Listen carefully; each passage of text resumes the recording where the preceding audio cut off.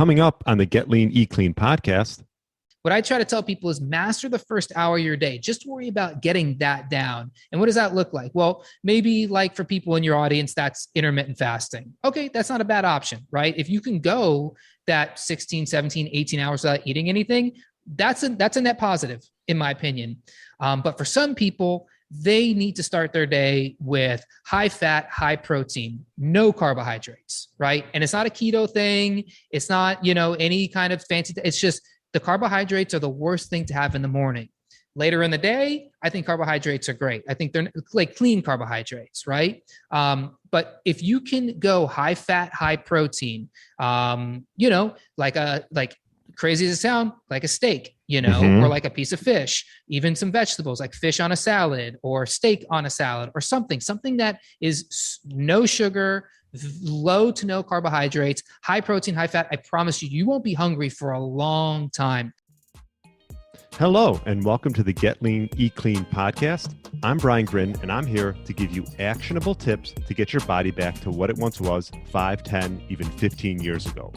Each week, I'll give you an in-depth interview with a health expert from around the world to cut through the fluff and get you long-term sustainable results.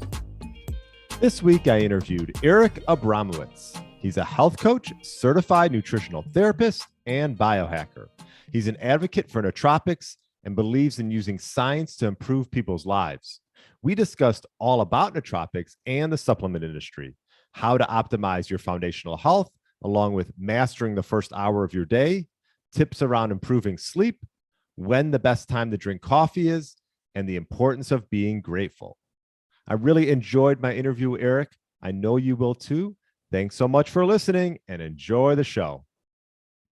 All right, welcome to the Get Lean, Eat Clean podcast. My name is Brian Gryn, and I have Erik Abramowitz on. Welcome to the show. Hey, Brian, thanks for having me. I'm looking forward to this. Yeah, this will be fun. I was on Erik's podcast, Holistic Nootropics podcast.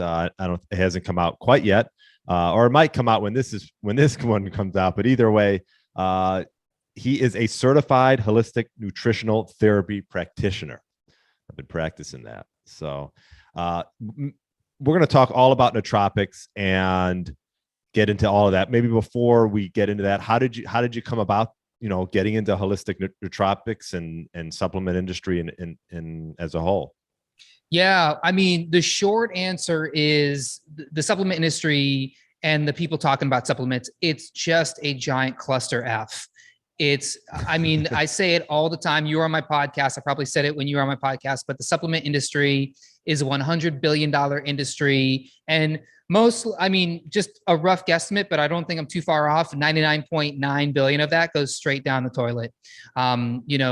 People are, first of all, they're not taking the right supplements for what they need. They're over supplementing. Some people are under supplementing. The supplement products themselves most of them are just trash. If you're buying supplements from like a mainstream retailer, like, if you go to Costco, if you go to GNC, if you go to Walgreens, most of the stuff on Amazon, and I know this because I know people who sell supplements on Amazon, and what they're doing is they're cutting a lot of corners. The supplement industry, it's a grab. It's not about supplements at some point, it's about marketing. And so what you get is just a lot of people putting their names on products that are white labeled, that are all kind of made at the same places. And, to get stuff out the door faster, there's a lot of corners cut. There's a lot of filler products. And, to be fair, if you put a product on a shelf, you have to extend the shelf life. You have to put a lot of preservatives. You got to put a lot of excipients. If you want to get the stuff out of your factory in a timely manner, you got to get these flow agents so the machinery that the stuff is made in doesn't jam up. So I'm going a little bit, into the deep end with this, but basically what I saw as a health practitioner was I saw a giant, I'll be honest, open lane for somebody to talk about how to actually get the most out of supplementation. So, like you said, my background is as a nutritional therapy practitioner. I got certified as that some years ago. And really the whole idea with that is really trying to understand a person's foundational really help a person optimize their foundational health. So that is like your gut health, your detoxification, liver health, your metabolism, your blood sugar regulation, your immunity, these things that kind of get lost in the weeds when we start getting into all of the really cool stuff, especially in the biohacking world, like the anti-aging. Like everybody wants to get into anti-aging, but they haven't figured out how to optimize themselves today. They haven't figured out how to not completely break down if they catch a cold today. So to me, I saw a giant open lane in the nootropic space specifically. And we can get into why I found that. But again, my background is in really nutrition, but what really gets me going is the biohacking space, the optimization space, and really helping people get the most out of this space. Yeah, and you mentioned the supplement industry, a lot of junk out there. It's sort of sad. And there's no really third party that make sure that you're getting the product that they're saying, or that there's not a lot of junk in it. Is there any oversee of the supplement industry? There are, but I haven't formulated my own supplement. So, in all transparency, like I haven't gone through the process of this, but from what I understand, because I have talked to plenty of people who are in the supplement industry, I know, plenty of these people well. It's kind of a pay for play type, grab, where you have certain, just because something says it's third party tested, doesn't mean it's quality. And then you have levels to it where, the final product is tested, but the ingredients are not tested. For instance, there's a thing with turmeric. A couple of years ago, turmeric was all the rage. And I know some people on Amazon got, ridiculously wealthy off of selling turmeric products that they were getting from China. And when you sell stuff, especially stuff that's made in China, it's paid to the supplier by the pound. So what happens is you get a lot of, these suppliers weighing their stuff down with other stuff. So you get like lead, for instance, in some of these products. You get some heavy metals in these products. There are like when you see iron in a product, that's not like bioavailable iron that you get from, like you get from red meat. Right. This is right. Iron shavings, So, so there's just a lot of pieces to getting a product that there's so many places to go wrong. And there's very few companies out there doing it right. Yeah. I've had a few, I don't have a ton of like supplement companies come onto the podcast, but there's some, obviously there are some really good brands out there. And I think it's important sometimes to highlight those brands. I had the CEO of wildfoods.co has a nice supplement line.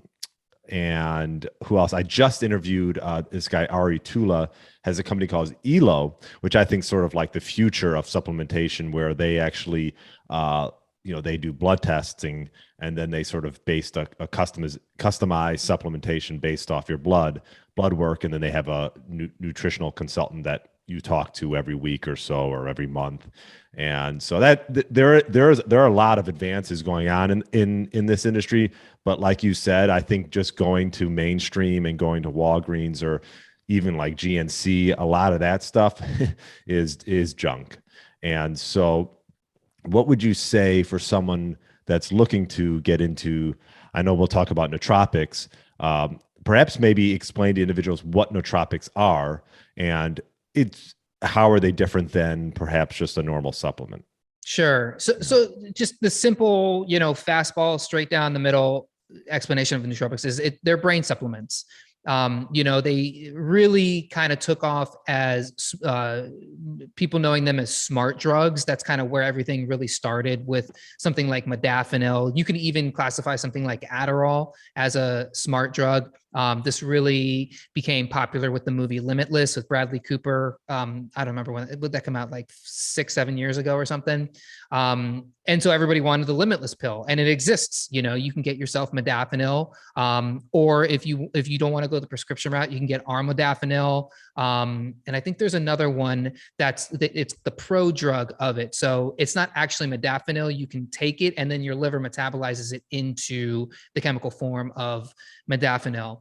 Okay. So that's where the whole thing really took off. And nootropics, in terms of nutrition, they're really kind of a new player on the scene, relatively speaking, because the first nootropic, piracetam, it was synthesized in 1971. And, from there, you had the family of racetams, and none of this really even caught on until, probably even like the last 10 years. So, now you have this family of racetams, which are synthetic nootropics that really act on your cholinergic system, essentially enhancing the amount of choline that ends up in your brain. And they're very potent. And, it's not enough to just take one of these things. You have to actually what they call stack these. So you have to, if you're going to use a racetam, you also have to be able to, because it's going to burn through your choline stores, you have to replenish your stores with some more choline. So like a choline is another, these choline products are other very popular nootropics like alpha GPC, citicoline, even like a phosphatidylcholine or a choline bitartrate. These are choline specific products that you take that they're supposed to enhance the amount of choline, again, in your brain. And some people see amazing results. Citicoline and alpha GPC are two of the most popular nootropic supplements.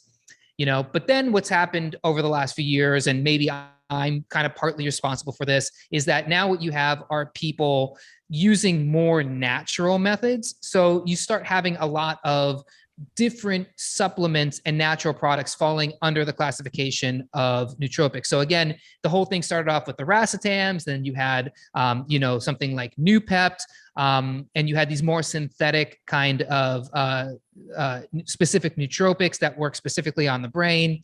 But now you're getting into some more of these mushroom products, right? So like a lion's mane mushroom, a reishi mushroom, cordyceps, chaga mushroom, even like a turkey tail, people will put in the nootropics category. And then you start getting into the herbal products, which are very interesting. So like the ashwagandha, rhodiola rosea, bacopa monnieri, these sorts of things, the adaptogens specifically.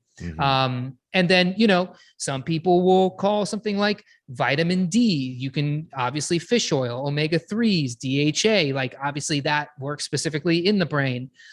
So as time has gone on, the nootropics category has widened, and it's pretty amazing some of the things that people are taking. And, again, the success rate that people really confuse themselves with these nootropics, just because it says it's going to do the thing doesn't mean it's going to do the thing for you.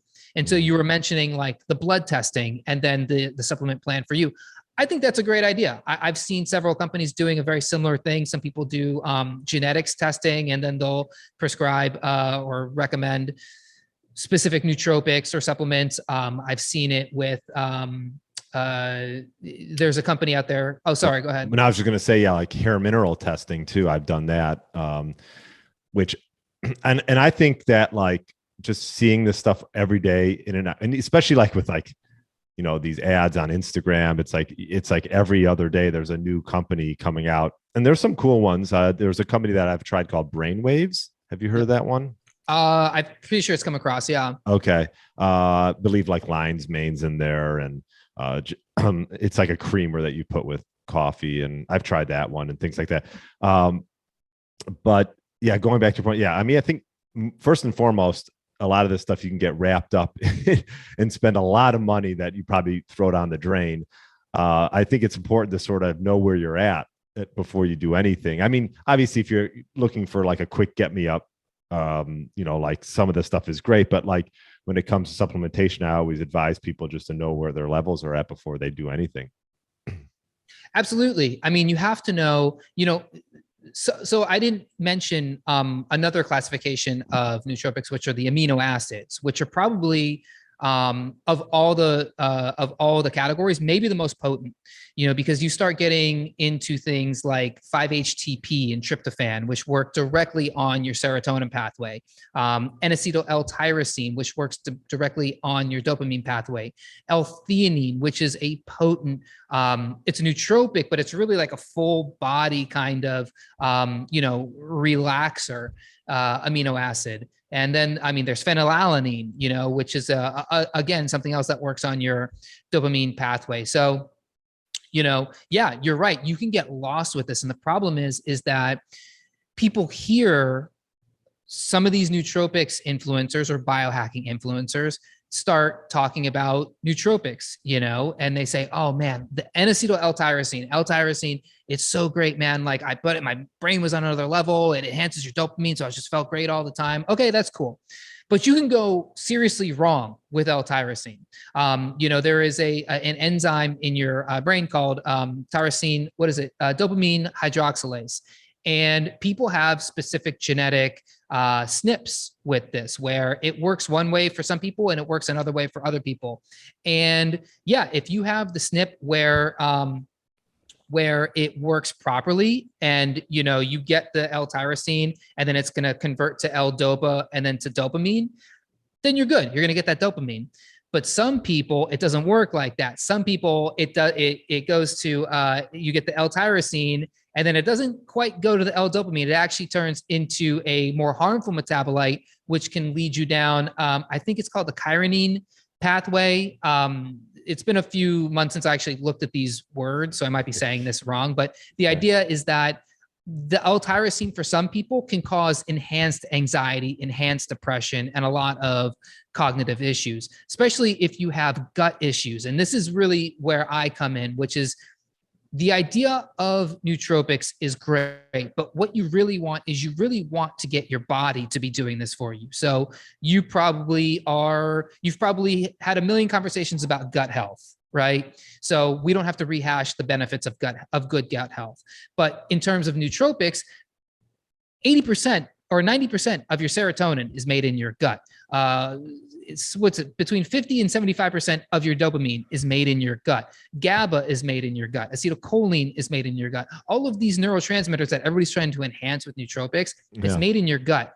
And so with L-tyrosine specifically, if you have a bacteria called Clostridium difficile, what's going to happen is when you take L-tyrosine, that bacteria specifically hijacks that dopamine enzyme and it will make it go down I think it's the chitinine pathway, the wrong pathway, basically. You can go this way, good way, you can go that way, bad way. And if you have Clostridium difficile, if you have this gut bacteria, which many people do because many people have, low stomach acid, they have an overgrowth of bad bacteria, maybe from years of taking antibiotics, your L-tyrosine is going to get hijacked. Your dopamine production is going to get hijacked.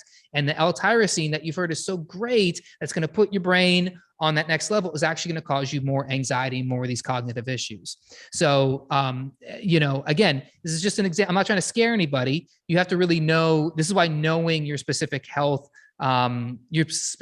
status. And you can know if you have something like Clostridium difficile through a urine test called an organic acids test. If you do the right one, I like the one from Great Plains. It will tell you what your C. diff status is, or maybe you've gone to a doctor and, you've been diagnosed with it. So if you have that, or if you've been on multiple rounds of antibiotics, it's a pretty safe assumption that you have some kind of harmful bacteria in you that's going to hijack your natural neurotransmitter production. Yeah. And like you mentioned in the beginning, before all of these supplements or nootropics came out, or not even before they came out, but before you even, I think, go down this route, it's just focusing on like foundational health. Like you talk about digestion, gut health, like detox, metabolism, things like that. You can have a direct effect on just by doing different lifestyle changes. And so what are the type of things that you work with on? I don't know, are you working with clients currently? Is this something you're doing, or are you focusing on nootropics? Right now, I'm more just focusing on the website, the podcast, content, that sort of thing. Okay. My practice slowed down because I went back to school. I'm going to be actually starting medical school in the fall. So cool. All of this is going to kind of come to a screeching halt. But all the content will live out there on the internet. So you can always find all the interviews I've done, on YouTube, and the website is evergreen. So, everything will always be there. But when I do work with people, the people I have worked with, when I was working with people, they come to me and they say, I've got brain fog, right? Or I'm just tired all the time. I've got fatigue issues. I just don't feel like my brain, like I don't get excited about stuff. I have slight depression. I have slight anxiety. And so, a lot of times what I do, or I should say every time what I do is I don't just start saying, well, you should take this, you should take that. The first thing I do is I get to know, what are they eating? What does their day look like, right? What is your activity? What is your sleep? What is your, what supplements are you taking right now? What pharmaceuticals are you taking right now? How much water are you drinking? What kind of nutrition are you taking? I have people do a food mood journal. And so what people do is, from the time they wake up to the time they go to bed, they write down essentially everything they eat with most of the ingredients. Like if you get a burger, the burger is not just the burger. It typically has other stuff in it, right? Mm-hmm. So I want to know that stuff. But there's obviously only so much you can write, right? And then I want to know, like, how did you feel within that time period? So like in a 3-hour block, what did you eat? Did you have like a peanut butter and jelly sandwich? Okay. You had an orange juice. Maybe you took a multivitamin. Okay. 2 hours later, you started feeling anxious. Okay. People don't think about that as they go about their day. They just go, oh man, it's like this anxiety is just killing me. Or, I just start feeling these waves of just fatigue around 2:00 in the afternoon. Mm-hmm. You can always go back in their day and say, okay, well, starting your day with a chocolate muffin, that might have something to do with why you get tired. Right. I think we were talking on the podcast, maybe it was you or somebody else, but I think we were talking about cereal. And we talked about cereal. Yeah. Yeah. And I used to eat so much freaking cereal. And it would be one of those things where I'd eat even if I was trying to eat the healthy cereal, like if I had Rice Krispies, not even like the chocolate Rice Krispies, but just like straight up Rice Krispies. You're like, how bad can these things be? You have a bowl of those things and you are starving 10 minutes later, right? Sure. Yeah. Or you go with the more sugary cereals, whatever it is. Now I could crush a box of that. Before I used to when I was younger, I'd be like, okay, I can deal with it. But now my blood sugar is different.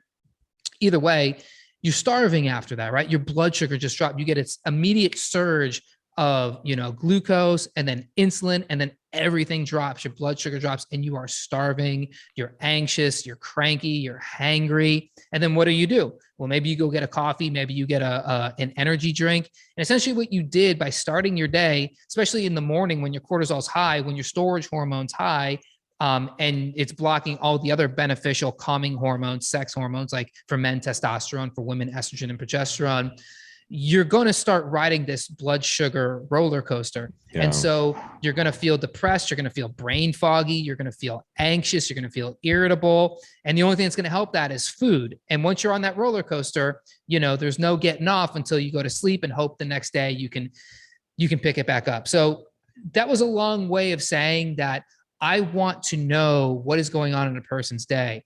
And typically, the number one thing I have to do with people is just say, look, let's master the first hour of your day.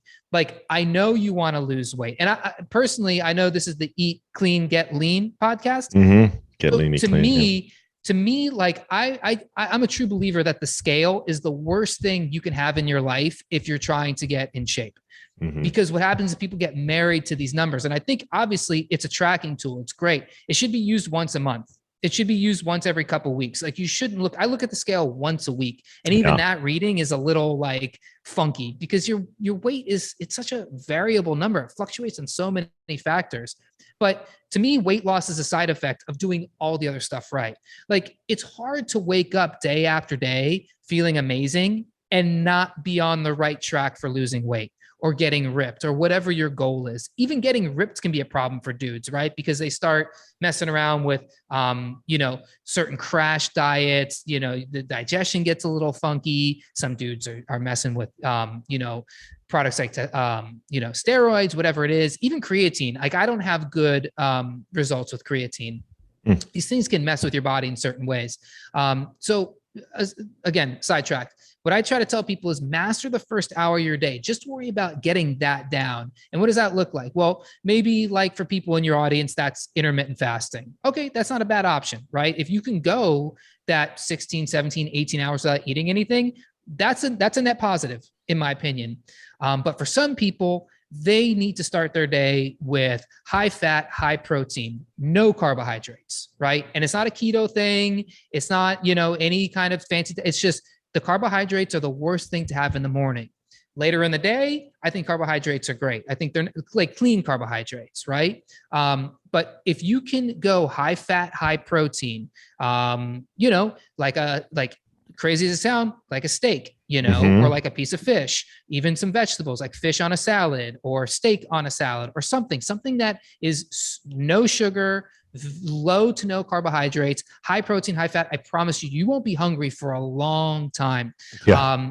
And you'll feel very stable. You'll feel very level. And now you've got these neurotransmitters working for you. You've got the serotonin going. You've got the dopamine going without taking any nootropic at all. Now, if you want to toss a nootropic on there, if you want to toss a lion's mane mushroom on there, if you want to toss some fish oil on there, if you want to toss L-theanine on there, or one of these nootropics, if you want to try L-tyrosine, whatever it is, now's the time to do that.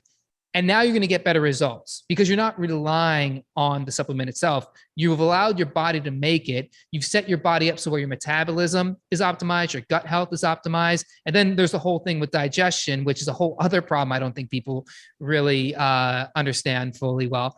But make your body work for you. That's my whole point. Excuse me.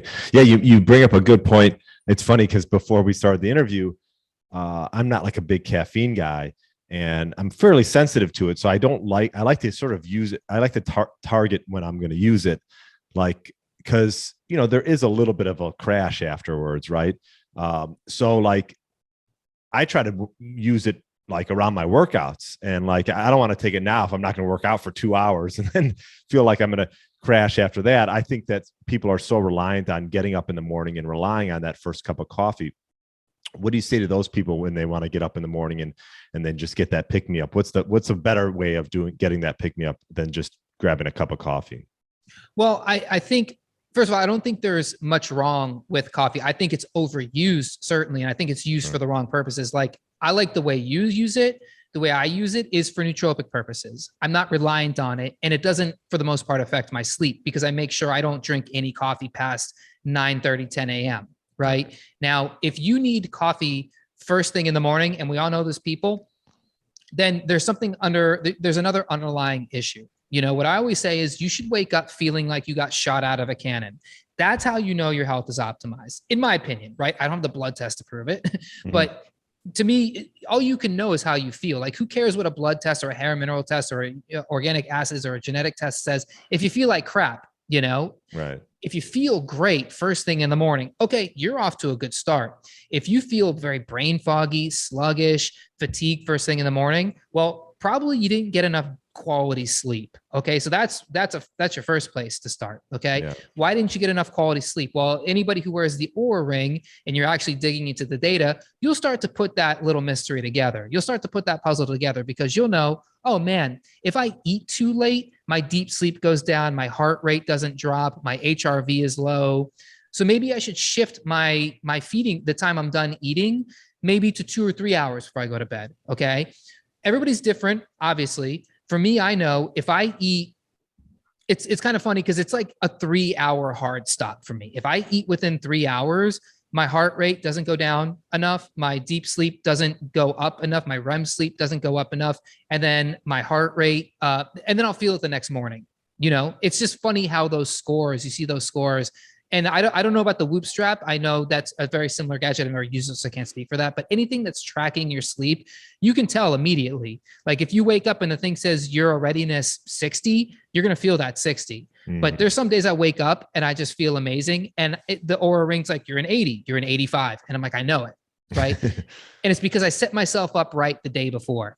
This is also the problem with so many supplements. People are sensitive to a lot of supplements. They don't even realize it. A lot of liver supplements, you start jacking your liver up. Your liver is, really kind of one of the main parts of your whole sugar metabolism pathway. So you may not know it, but in the middle of the night, you might get a dump of glucose out of your liver. You might get a glycogen breakdown, turn into glucose. Glucose goes in your blood. Insulin goes, takes that glucose out of the blood. Then your cortisol shoots up 2:00 in the morning. And now you're up and you can't fall back asleep for like 2 hours, right? So many people have that problem. That's a blood sugar problem. That's something you have to address the day before. So this is all to say that if you're waking up and you feel tired and you're like, I need coffee. Well, again, there's something foundational going on that you have to address. Maybe your blood sugar was erect the day before because you started your day off with the coffee and then you had something sugary. And isn't it crazy that all the breakfast foods out there are high sugar, high carbohydrate, right? Like people might be listening when I say, have a piece of salmon first thing in the morning. They'll be like, what? Salmon? You know, like where do you walk? Where's a bakery that's selling salmon at 6 a.m? You know, it's like you live in Chicago. I used to live in New York. You walk down the street, man. I used to live in Astoria, New York. It's like these Greek bakeries. They're freaking amazing. And you would just see just the greatest look. I mean, muffins and donuts and cakes and, cannolis, baklava. It's like, it's all high sugar, all high carbohydrate. And they're giving it to you first thing in the freaking morning. So if you're starting your day, and bagels too, everyone's like, well, the bagel's the healthy option. Like I used to think that, right? I was like peanut butter, bagel, and banana. Like what's wrong with that? And then you have people who start their day off with fruit, hey, I'm all for fruit. In fact, I will go to my grave defending fruit. I'm so sick of hearing all the keto people and their war on fruit. F you if you have a problem with fruit. Fruit is amazing, but it's got to be at the right time of day. If you're starting your day off with a banana or an orange, you're really doing a disservice to yourself, because basically what you're doing is you're just filling your body. And of course, there's a difference between glucose and sucrose and sugar, and then the fructose you get from fruit. But what you're getting is a high glycemic response nonetheless. And so what happens is you have a banana, you jump right on the blood sugar insulin roller coaster. Yeah. Well, I was going to say, even worse than that is drinking it. That's the worst thing you could do. Right. You're better off eating that orange than drinking it. That's for sure. Yeah. But not first thing in the morning. Or if you do, follow it up with something high fat and high protein. Right. Yeah. Because most people are used to having that orange juice first thing in the morning. And, but yes, I agree with you. Go ahead. I'm sorry to interrupt. No. And how bad is that orange juice, right? Like fresh squeezed orange juice, delicious. It's amazing, right? Like if I squeeze an orange myself, that orange is, and it's going to probably have some fiber and some pulp, but the orange juice, like the Minute Maid, I don't know if Minute Maid is still what they say. I haven't been to an orange juice aisle in so long. I don't even know what it is. I'm sure there's different flavors of it now, like watermelon orange juice or whatever, guava orange juice, but whatever it is, just those flavors, it's not real, right? It's artificial coloring, 12 different kinds of sugar, all that stuff, right? That stuff is doing you a major disservice. And again, that's like the first thing in the morning food that has been, you have to realize too, that so much of this is because of the food companies, right? Again, and I think this conversation we had, but the food companies know what they're doing. They know they're making hyper palatable foods. They know they can't just sell you fresh squeezed orange juice that they picked up off of somebody off the corner. They're selling you stuff they make in a factory that's got preservatives, got, 12 different kinds of sugar in it. And it's got to be able to sit on a shelf for a long time. Right. So, they're not doing you any favors, but they're also telling you like, hey, this is how you start your day. Like vitamin C, vitamin B, right? Like get all this stuff in the orange juice. It's gluten-free. There's no gluten in oranges. Did you know that? Probably not, but it's gluten-free. So they do these little tricks with you, right? And they get you to think like, well, I have to start my day with orange juice. That's a healthier option than coffee. In fact, I would beg to differ. I'd say probably coffee is most likely the healthier option. But again, you don't want to rely on this. The big thing now in the biohacking space, I hear a lot, and I think it's because of Andrew Huberman said this he says this on podcasts, and I've heard other Matthew Walker, I think, says this too, but if you do caffeine, wait an hour and a half till after you've been up, hour and a half, 2 hours, because what you're doing is you're going to let your cortisol settle, right? You don't want to, because your cortisol is high first thing in the morning. That's what gets you up out of bed, right? So you don't want to give yourself coffee because you're not really getting your body's already got its natural energy booster up. So coffee's not really going to do anything. Let your cortisol go up and then start to drop, because cortisol is going to drop throughout the day as part of your natural circadian rhythm, and then boost it up with some coffee. So long as it's early enough and you have the right metabolism. I know there's some people who can have coffee like 30 minutes before they go to bed. That's, I'm very jealous of those people. But if you're the type of person like me, where you have a slow, caffeine metabolizing gene, then you've got to, you got to make sure you get that drank before a certain time. but do it after, you've been up for a couple hours. That way you get the real benefits of coffee. You're going to actually get nootropic benefits from coffee, or you're like you like to have a little caffeine before you jump into the gym, do it that way. But again, it's all about timing, really. Yeah, I completely agree. And like you've mentioned, I think if you focus on mastering the first part of your day, like that, the first hour or two of the day, and then the end of the day, that just goes, so it's just like goes a long way into like optimizing your health. What type of things do you build into your routine in the morning and then the evening? Okay, so everything has changed since I've had a baby. So there you go. Yeah. Yeah. Now so you're not on your schedule. Yeah. I gotta, like, this kid doesn't care about my biohacking. Which is just so funny. It's like, because obviously we probably all follow like these biohacking influencers on Instagram, and they've all got inspirational quotes. None of that stuff matters if you got a baby, right? Yeah, like, throw that out the window. You can't do your red light. You can't do, you can't do your mood journal, your gratitude journal. You might be able to, but it's definitely more difficult. And but go ahead. Yeah, I'm curious your experience before you had a kid and now after. Right. So I'll tell you both, because I think anybody, because now I actually have a lot of empathy for people for parents trying to do this stuff, because it's difficult, man. It's difficult, and that's so many people who join my Facebook group, because I ask them questions when they join my Facebook group. By the way, facebook.com/holistic nootropics. You can join my Facebook group, or is it groups/holistic nootropics? Just search for holistic nootropics, join my group. I'll put a link. Yeah. Because I ask questions. I say, like, what supplements are you? What's your biggest health challenge? And so many people's biggest health challenge is, being a parent and just not having time to go to the gym or eat healthy, which is a whole like societal issue. But let me answer your question. So to optimize my day, I really try to hammer down that first hour. So, what I do is I drink water first thing in the morning. That's right out of the gate, water with some salt in it. Couple tall glasses, filtered water, of course. Don't mess with bottled water. Please do not mess with bottled water. Get as much plastic out of your life as possible. Get a Berkey filter, get like what is it? One of those reverse osmosis. Those things have their issues too. I did a really interesting podcast, by the way, with this guy, Robert Slovak. I forget the name of their company, but he's one of the guys who invented reverse osmosis. And he was telling me, like, here's the problem with reverse osmosis. Like, there's mold and all this crap in like the reverse osmosis, whatever. I'm getting sidetracked. So drink some water, good water. And then what I do is I take a little bit of a lemon. This is like the typical, like mommy blogger health influencer thing, lemon water. I think it's amazing. Like I know, like I have to have lemon water, hot lemon water first thing in the morning. Sometimes I'll put like some baking soda in it, just to kind of alkalize the body. It's good for the kidneys, and it gets your digestion moving. That's the big thing. Lemon is good for the gallbladder. To me, that's the most overlooked yet crucial organ in the body, because it's just does so many amazing things, but you want to get your gallbladder optimized. So that's how I start my day.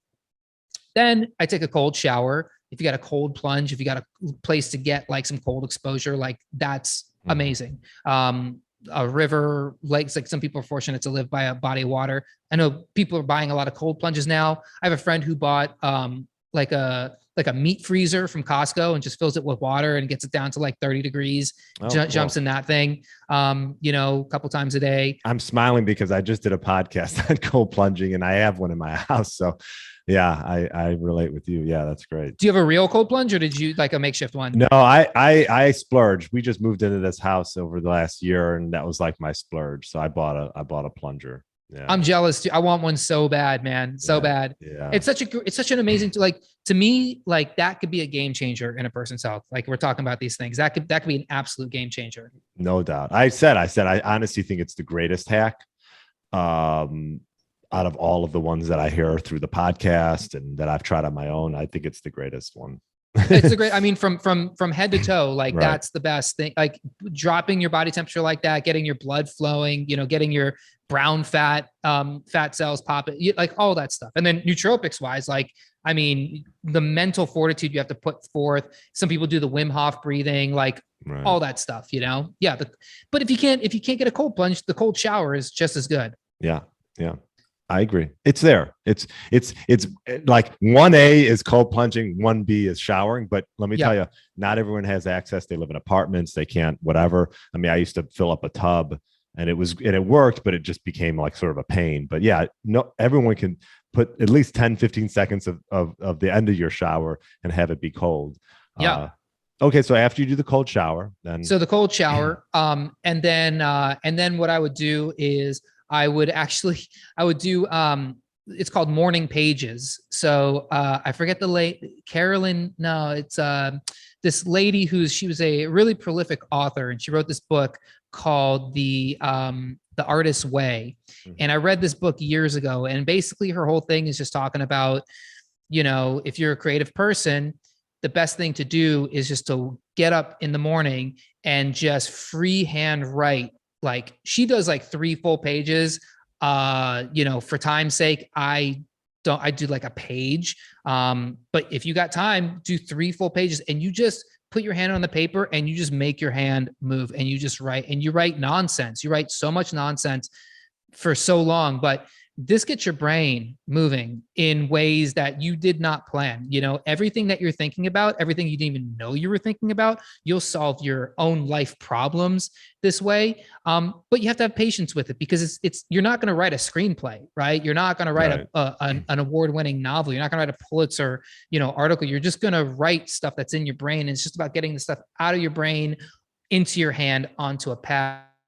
And you might even like I said, like solve some things that are in your brain, especially if you do it first thing in the morning, because your brain is fresh. And, with REM sleep and deep sleep, like this is a time where your brain is like solving equations and doing this sort of thing. Was it Edison? Edison used to sit on Thomas Edison, by the way. He used to sit on a chair, and he would have like a ball bearing in his hand, and he would like lean the chair back just enough to where he would like start falling asleep. And then as soon as he fell asleep, the ball bearing would fall out of his hand, wake him up. And then that's when he had his most brilliant ideas and inventions, because the brain is doing like all of these things, all of this restorative stuff, like while you're sleeping. So, obviously maybe you're not going to go with that route, but when you wake up, just start writing stuff. And so I would do like a little bit of morning pages, and then I would do my gratitude. I would do 10 things I'm grateful for. And this is a practice I picked up from Wayne Dyer, a book I read. I forget the name of the book, but it's something with gratitude in it.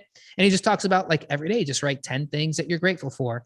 And you do it really fast. You don't sit there and like, I have a friend who like his whole Instagram thing is about his gratitude, and he'll put pictures of him like by the beach, like, slaving over a gratitude list for hours, right? Like, what am I grateful for? Blah. Just write down like stuff in your life. Like, and actually the more simple it is, the better. Because I was just going to say, yeah. Go ahead. Because that's the stuff. Sorry, I don't mean to cut you off, but my point is like, that's the stuff you really should be grateful for. So like, man, I'm grateful for electricity. I live in Puerto Rico. Like every day I have electricity, it's a freaking blessing because I've lived, for days at a time, sometimes straight week without electricity. And it's the craziest thing, right? So I'm grateful for electricity. I'm grateful for waking up in the morning, like stuff like that. You should be grateful for that beautiful beach behind you. This beach right here, man. It's like I'm sitting on the beach with this great Wi-Fi connection. If you're watching on YouTube, you should see his background right now. Yeah. If you're only listening to this, you're doing yourself a disservice by missing this background. That's for sure. Thank you, Zoom. So yeah, but like I said, the gratitude, and we're talking about nootropics, right? We're talking about people like, to me, I got into this not because I'm like, I want to sell nootropics. I want to get into this because I want to really dig into why would somebody need to plunk down $100, $200? Some people have like $1,000 a month nootropic habit. Oh my God. Why are you doing this? Why are you taking these substances? Like, what is really going on? What can you do? Like, what is at the heart of all this? And for some people, it's nutrition. For some people, it's trauma. For some people, it's just like crippling anxiety. For some people, it's just a lack of gratitude. And I don't mean that to be demeaning. I just mean like the world is just so crazy and we're so caught up in our business that you forget the most important things in your life. So like, and then you forget to be grateful for the things that you did bad. So your failures. So like, I have a whole history of things I failed at. and they've brought me to where I am now. And I'm in a pretty good place now. I'm in a good enough place to where I'm able to come on your podcast and sit on this beautiful beach back here. Right. So like, why would I not be grateful for all the things that I screwed up on in my life, all the bad decisions I made, because that helped me make other decisions to get to where I am today.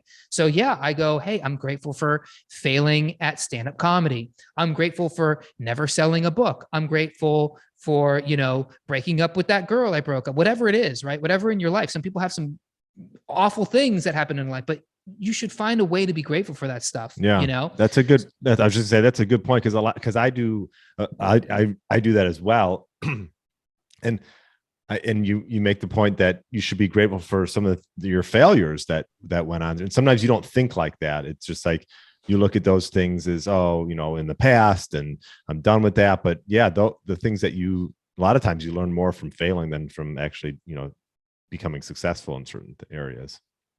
Absolutely. And, speaking of something like anxiety, depression, some people's biggest problems with nutrition and their weight is binge eating, right? I've had a couple people on my podcast talking about binge eating. And I think it's so interesting because I never thought about it until I really started thinking about it, right? Like, what is binge eating and what's behind it? And what's behind it is just pure emotion,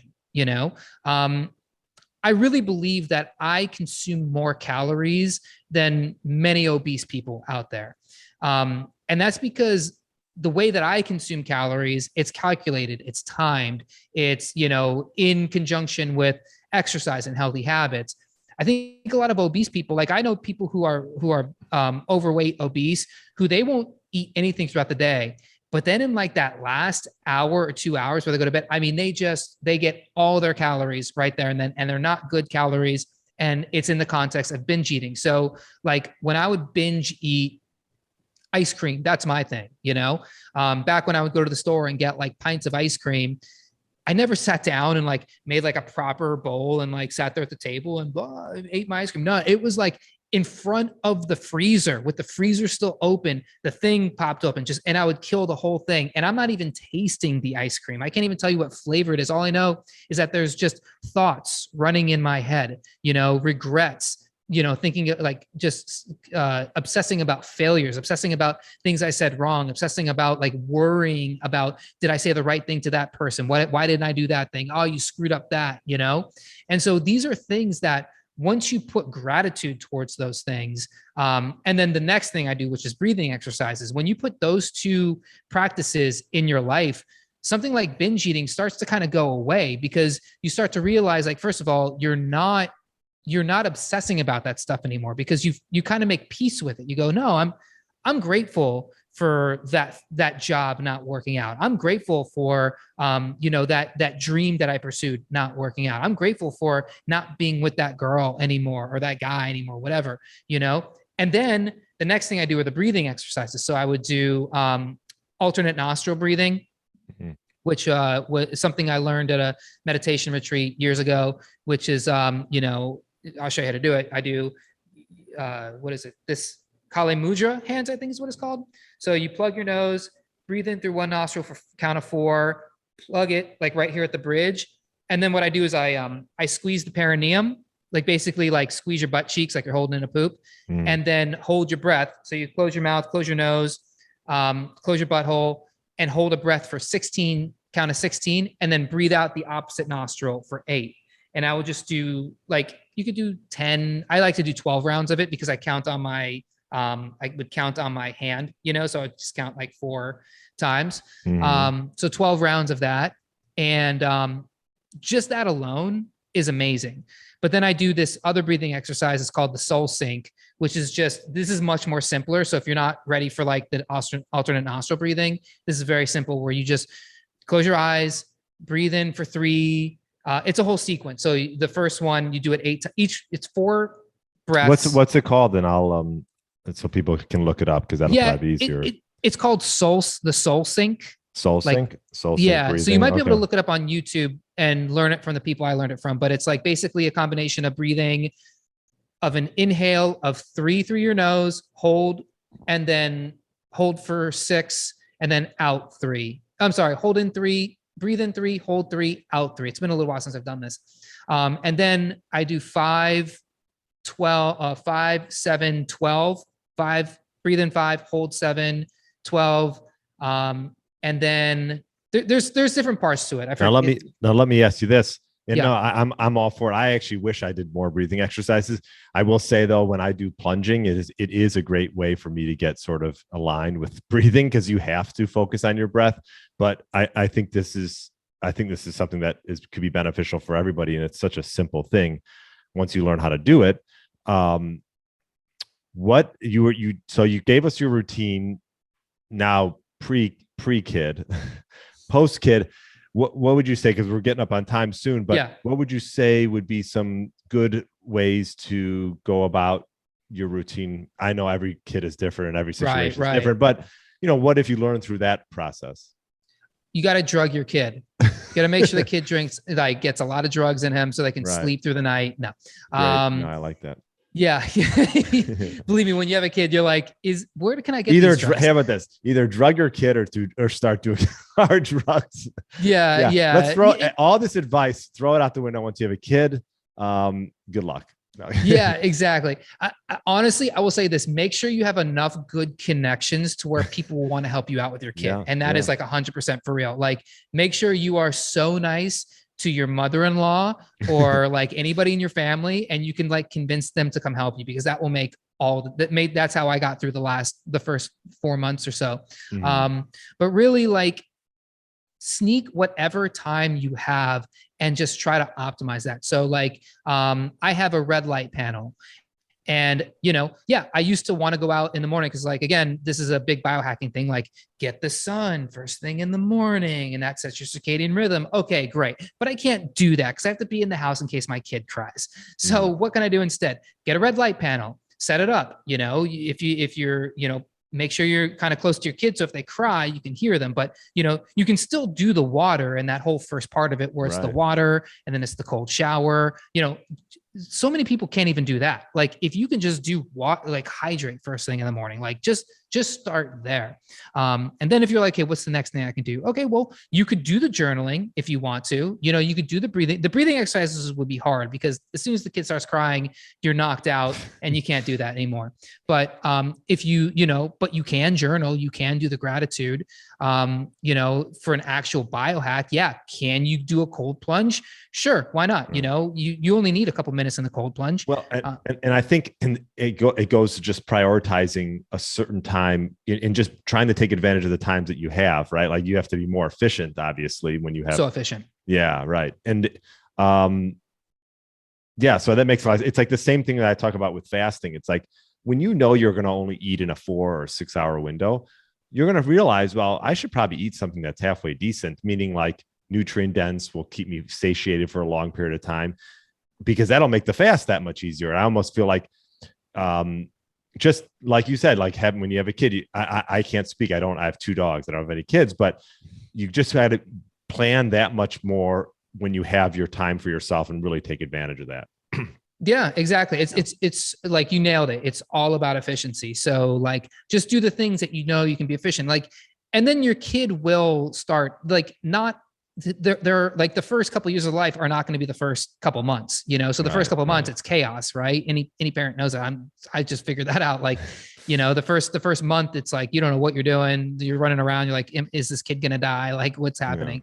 But then, like, over the course of the next couple of months, like, the kid starts sleeping more through the night. You start getting those breaks. So like, make sure you time your sleep to be on par with the kid. So if you can get the kid to bed 7, 6, 7, 8 o'clock, whatever it is, then push your sleep time back if you can. Your days of going to bed at 11, 12, 1, like, those should be over. Get rid of the freaking video games, like, you're not a kid anymore. Like, you have a kid, like, you've got to focus, right?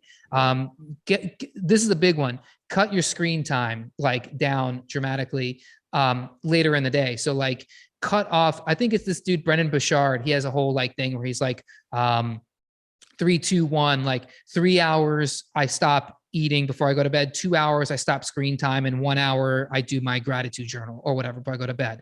Right. So it's kind of like that. Like, make sure if the kid goes to bed at 7, okay, well, now your whole day changes so you can get on their schedule. And so if the kid does wake up at 4, well, you've got 6-7 hours of sleep, and you start to realize like, oh my God, 6 hours of sleep is a blessing, right?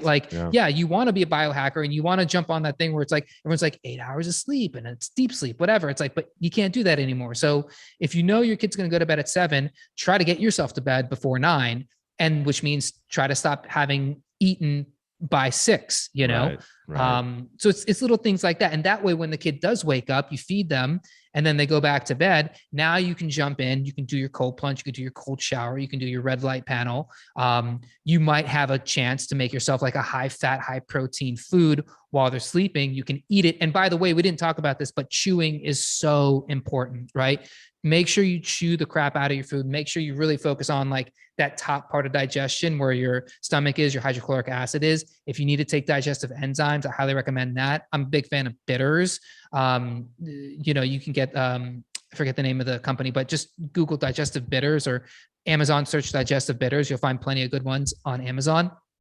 Even though I talked a whole bunch of crap about Amazon supplements, bitters are kind of a different thing, right?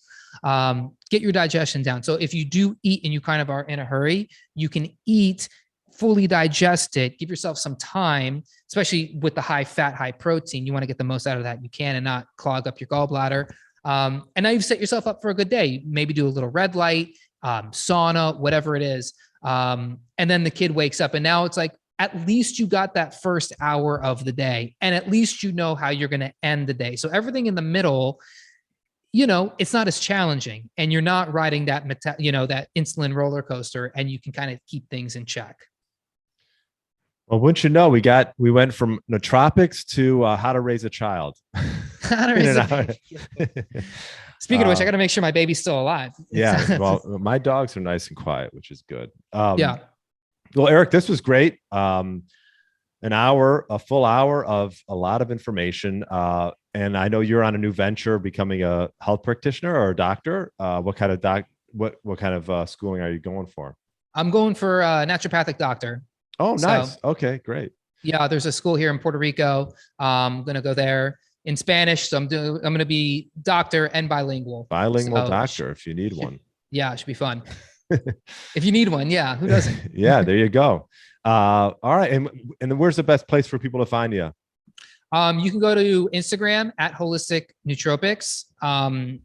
That's a lot of it's fairly new, but that's like my focus right now. Okay. So all of the content that I have, like if you don't have time to really dive into all the podcasts, all of my podcast clips and just random stuff we're doing is going on the Instagram page. YouTube, youtube.com/holistic nootropics. That's where my interviews are. That's where your interview is going to be, on top of like a bunch of other videos and product reviews. And if you want to go to, you can download, we talked about supplements. What I've done is I put together a supplement buying guide. So if the whole idea of the things I talked about, like how do you find a good supplement, is overwhelming, I boiled that all down for you to the specific ingredients to be on the lookout for in my supplement buying guide. You can download that for free at the homepage at holisticnootropics.com. Awesome stuff, Erik. Well, thank you so much for coming on, and yeah, good luck with the newborn. And thank you, sir. We'll be in touch down the road. Thanks again. Yeah, this was awesome. Thanks so much, Brian. Thanks so much for listening. You have a great show. I really appreciate it. No problem. Thanks for listening to the Get Lean, Eat Clean podcast. I understand there are millions of other podcasts out there, and you've chosen to listen to mine, and I appreciate that. Check out the show notes at briangryn.com for everything that was mentioned in this episode. Feel free to subscribe to the podcast and share it with a friend or family member that's looking to get their body back to what it once was. Thanks again, and have a great day.